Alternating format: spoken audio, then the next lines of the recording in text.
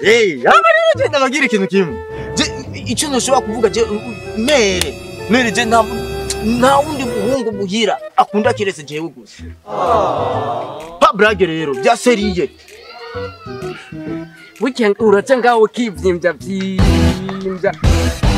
Umva nyoko wawe muhira agutunza umwana umwe rero umva abari ntabakunda. Oya je sinasanze kuvuga.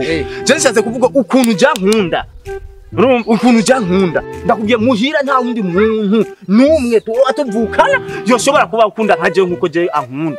Yini wabuje nawe tenda basubiriru. Kanyomvya bujyaje kwishima gushimwa nabandi. None ubundi cyose nabandije kwenda gushimwa na mama.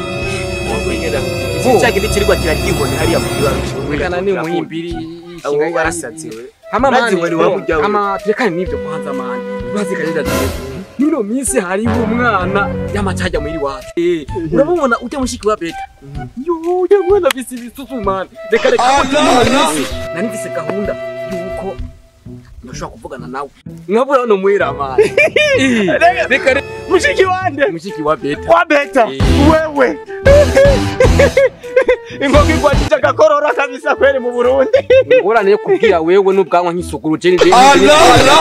Nubwo mbumpora ubwanwa bwawe. Oya none ko kindi ko nakubwiye ivyi wanje ukacukutwenga. Reka ndamvise mistari no kandi tujya mwana nanje sindi mwana muto. Nogira ngo rero je noroshe rero. Rega nubwo nkunda bari mama. Nanje sinoroshe. Ukundwa na nyoko mugaje nkakundwa n'abakobwa. Acha brage weye. Kuri ibintu nk'ivyo. Umviriza nakubwira. Jewe ku mistari je ndabaga nkakerera. Urumva? Nkafata kajya gakero kamwe gakerera ibintu byenye ibiti. Urumva? Nkafata nkaba mu imbere yuko mbanza kwanda kugira iki kubita umustari.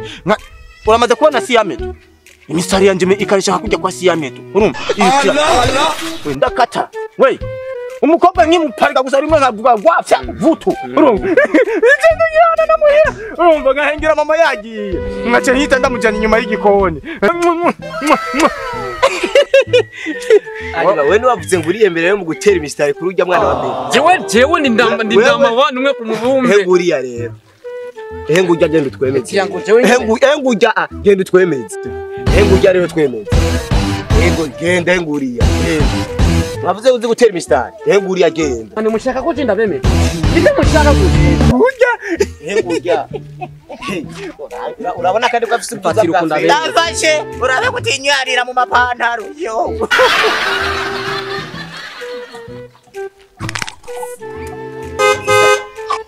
Isawa. Urameze neza? Yamumbona gute? Allah. Ese ndakubona nko abandi bawe. So hama ntaravuga vyinshi ko bavuga ngo kuvuga menshi siko yamara. So amazina yiwanje akawanyita Mr. Kaparata. Akazina kuma gute? Je numva nk'amazina nk'ayandi.